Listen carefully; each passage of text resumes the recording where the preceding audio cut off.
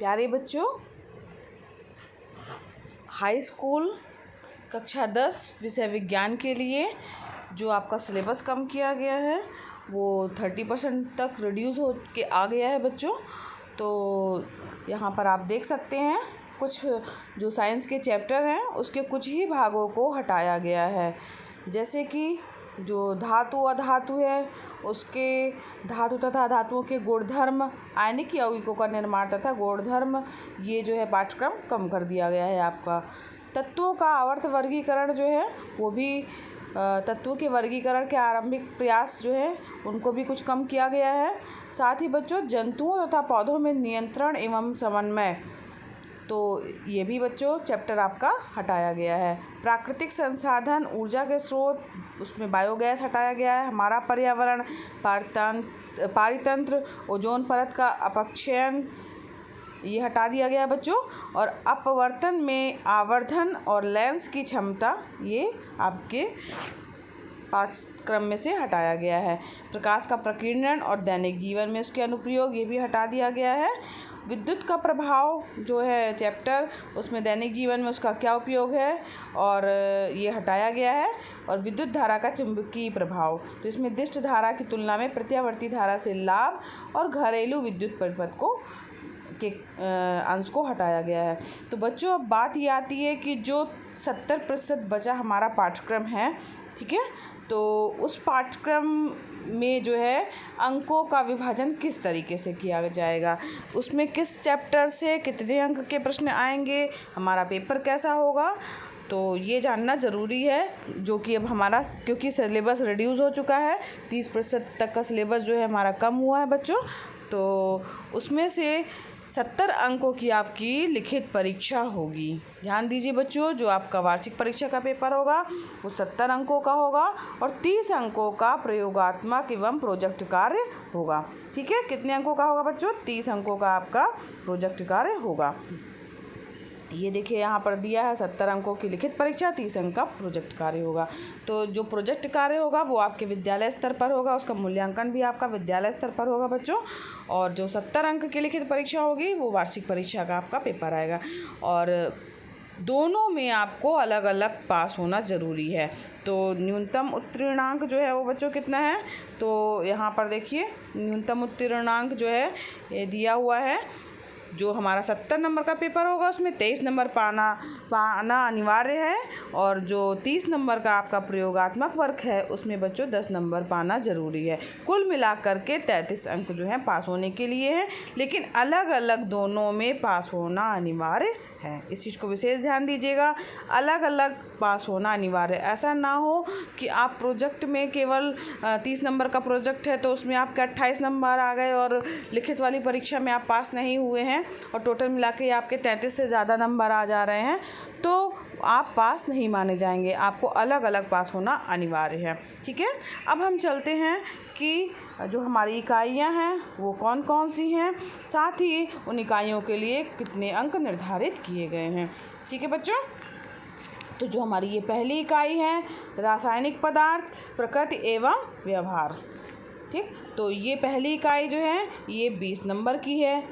और इसके बाद है दूसरी इकाई जैव जगत, ठीक, जो जैव जगत इकाई है बच्चों, ये देखिए जैव जगत दिया हुआ है, ठीक, तो ये है हमारी 20 नंबर की, इससे भी 20 नंबर के प्रश्न आएंगे। इसके बाद है बच्चों अपवर्तन, इसमें से केवल 12 नंबर के प्रश्न आपके परीक्षा में पूछे जाएंगे। चौथी इकाई है हमारी विद्युत धारा का चुंबकीय प्रभाव, इस इकाई में से आपको 13 नंबर के प्रश्न पूछे जाएंगे। और पांचवी जो हमारी इकाई है वो है प्राकृतिक संसाधन, इसमें से 5 नंबर के प्रश्न पूछे जाएंगे। और कुल मिलाकर बच्चों कितने हो गए हमारे पास में अंक? 70 अंक हो गए। ठीक है, तो ये 20 नंबर, फिर उसके बाद 20 नंबर, फिर 12 नंबर, 13 नंबर, 5 नंबर और इसके बाद टोटल हो गया हमारा 70 नंबर के प्रश्न पूछे जाएंगे। प्रयोगात्मक कार्य एवं प्रोजेक्ट कार्य के कितने नंबर निर्धारित है? 30 नंबर और टोटल मिला के हमारे पास जो पेपर के अंक होंगे वो 100 नंबर के होंगे। अब इकाई 1 के अंतर्गत कौन कौन से चैप्टर हैं और कौन कौन सी चीज़ें हैं, तो देखिए इकाई 1 जो है वो है हमारी रासायनिक पदार्थ, प्रकृति एवं व्यवहार। तो इसमें रासायनिक अभिक्रियाएं आएंगी आपकी, अम्ल, क्षार तथा लवण आएगा, और धातु एवं अधातु भी आएंगे इसी इकाई के अंतर्गत, और कार्बनिक यौगिक आएंगे। तत्वों का आवर्त वर्गीकरण भी इसी इकाई के अंतर्गत आएगा, इकाई 1 के अंतर्गत ही आएगा। ठीक है, जो कि 20 नंबर का आपको इस इकाई में से पूछा जाएगा। ठीक है बच्चों, अब इसके बाद हम बढ़ते हैं आगे इकाई 2 की ओर, जो है हमारी जैव जगत। तो जैव जगत में बच्चों क्या क्या चीज़ें हैं, तो ये भी इकाई जो है हमारी बच्चों 20 अंकों के लिए प्रश्न इसमें इकाई से आएंगे, जिसमें जैव प्रक्रम है हमारा चैप्टर, प्रजनन चैप्टर है, आनुवांशिकता एवं जैव विकास चैप्टर है, और इसके बाद है बच्चों इकाई 3 प्राकृतिक घटनाएं, ठीक है, और अपवर्तन। ठीक, जो तीसरी इकाई है इकाई 3 जो है वो अपवर्तन, इसके अंतर्गत 12 नंबर के प्रश्न आपके पूछे जाने हैं, जिसमें से प्राकृतिक घटनाएं हैं और साथ ही अपवर्तन चैप्टर आएगा, वो 12 नंबर का होगा। अपवर्तन के कुछ पार्टों को हटाया गया है, जो कि आपको पहले भी बताया जा चुका है। इकाई 4 है बच्चों विद्युत का प्रभाव।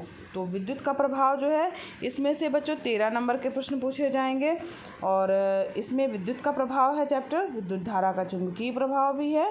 ये दोनों चैप्टर जो है मिलाकर के 13 नंबर के इन दोनों चैप्टर में से प्रश्न पूछे जाएंगे, जो कि इकाई 4 के अंतर्गत रखे गए हैं। अब आगे बढ़ते हैं बच्चों, जो हमारी है इकाई 5 प्राकृतिक संसाधन। इसमें बच्चों 5 नंबर के प्रश्न पूछे जाएंगे इस इकाई में से, और इसमें है ऊर्जा के स्रोत, हमारा पर्यावरण, प्राकृतिक संसाधनों का प्रबंधन।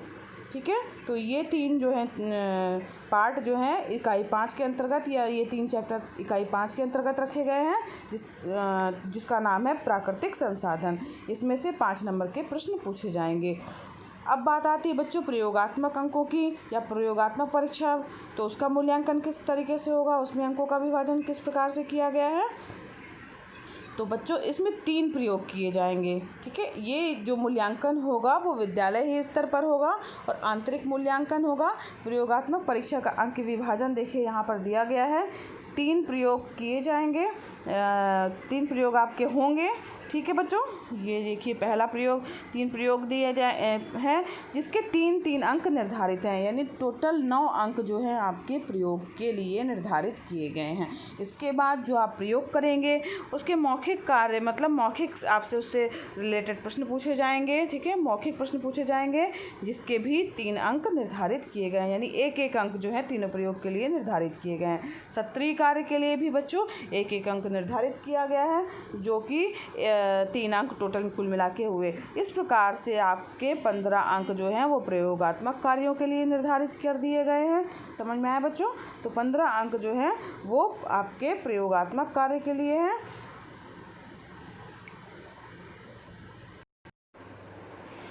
तो ये जो प्रयोगात्मक कार्यों की सूची भी है, ये आपके प्रयोगात्मक कार्य दिए गए हैं, जो कि ये दिए हैं 1 नंबर, 2 नंबर दिख रहा है आपको, 3 नंबर। इसमें से आपको फिजिक्स का अलग प्रयोग होगा, केमिस्ट्री का अलग प्रयोग कराया जाएगा, और एक होगा बायोलॉजी का प्रयोग। ठीक है, तो ये आपके प्रयोग होंगे बच्चों।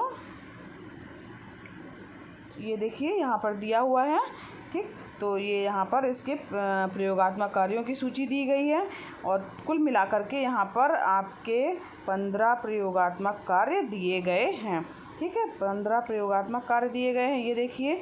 तो इनमें से आपके कोई भी 3 प्रयोग होंगे, जिसमें से एक फिजिक्स का होगा, एक केमिस्ट्री का होगा, और एक बायोलॉजी का होगा। ठीक है, तो ये आपके 3 प्रयोग होंगे, जिसके नंबर आपको बता दिए गए हैं किस किस तरीके से उनका विभाजन किया गया है बच्चों, और साथ ही कुल मिला के 15 नंबर का आपका प्रयोगात्मक कार्य होगा। अब बचे 15 नंबर, तो 15 नंबर जो हैं वो आपके बच्चों निर्धारित किए गए हैं प्रोजेक्ट के लिए। यहाँ पे देखिए आपके प्रोजेक्ट कार्यों की सूची दिख रही होगी आपको। ठीक है, ये देखिए, ये आपके प्रोजेक्ट कार्यों की सूची दिख रही है। तो यहाँ पे प्रोजेक्ट कार्यों की जो सूची है इसमें 15 अंक निर्धारित किए गए हैं। तो आपको कोई भी 3 प्रोजेक्ट जो है वो बनाने होंगे। तो जो 3 प्रोजेक्ट होंगे बच्चों, भौतिक, रसायन और विज्ञान में से एक प्रोजेक्ट कार्य होगा और उसके लिए आपको फाइल भी तैयार करना ज़रूरी है। तो 3 आपको प्रोजेक्ट करने हैं। फिजिक्स का अलग प्रोजेक्ट होगा, केमिस्ट्री का अलग होगा और जीव विज्ञान का एक अलग होगा। ठीक है, ये आपके टीचर्स जो है वो आपको अपने स्तर पर प्रोजेक्ट कार्य जो है देंगे। और यहाँ पर कुछ प्रोजेक्ट कार्यों का जो है विवरण भी दिया गया है कि क्या क्या वो प्रोजेक्ट कार्य करवा सकते हैं। यहाँ देखिए बच्चों, दिया हुआ है टोटल 19 यहाँ पर प्रोजेक्ट्स दिए गए हैं। ये देखिए यहाँ पे दिए गए हैं, आपको दिख रहे होंगे। इसमें से कोई से भी प्रोजेक्ट जो है इनमें से भी दे सकते हैं, बनवाया जा सकता है आपके विद्यालय में। ये टोटल 19 प्रोजेक्ट दिए गए हैं, तो इन प्रोजेक्टों को भी बनवाया जा सकता है। इसके अलावा आपके जो टीचर्स हैं वो आपको अपने स्तर पर भी कोई प्रोजेक्ट बनवा सकते हैं।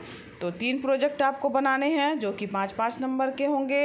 एक फिजिक्स का होगा, एक केमिस्ट्री का होगा और एक जीव विज्ञान का होगा।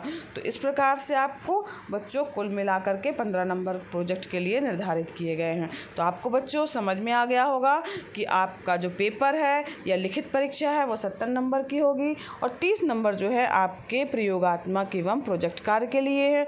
इसमें से 15 नंबर आपके किसके हैं बच्चों? प्रयोगात्मक कार्यों के लिए हैं और 15 नंबर जो है वो प्रोजेक्ट कार्यों के लिए हैं। तो बच्चों ये आपका था हाई स्कूल कक्षा 10 का विज्ञान विषय का सिलेबस। किसके लिए कितने अंक निर्धारित हैं ये आपको समझ में आ गया होगा। किस इकाई के लिए कितने अंक निर्धारित किए गए हैं तो ये भी जानना ज़रूरी है कि और किस इकाई में से कौन कौन से पार्ट हटाए गए हैं, कौन कौन से चैप्टर हटा दिए गए हैं। इसके लिए एक और वीडियो बनाया जा चुका है। साथ ही बच्चों ये इसमें भी आपको ऊपर भी बताया दिख रहा होगा ये, तो इसमें से भी आप देख सकते हैं कि कौन कौन से पार्ट आपके विज्ञान विषय में से हटा दिए गए हैं और कितने नंबर निर्धारित किए गए हैं। तो बच्चों आपको मेरा वीडियो पसंद आया हो तो इसे लाइक कीजिए और साथ ही बच्चों UP board classes bye Manisha Gupta नाम से जो मेरा यूट्यूब चैनल है उसमें आपके गणित विषय के और साइंस विषय के भी वीडियोस जो हैं वो चैप्टर वाइज डले हुए हैं, जिसका आप भरपूर लाभ ले सकते हैं। इसको देखिए और आप उसका लाभ लीजिए। यह एकदम निःशुल्क है। ये ऑनलाइन क्लासेस के कारण कोविड-19 के कारण स्टार्ट किया गया है, तो इसका आप भरपूर लाभ लीजिए। तो बच्चों वीडियो पसंद आया हो तो इसे लाइक कीजिए। अगर आपने अभी तक मेरे चैनल को सब्सक्राइब नहीं किया है तो इसे सब्सक्राइब भी कीजिए और धन्यवाद बच्चों।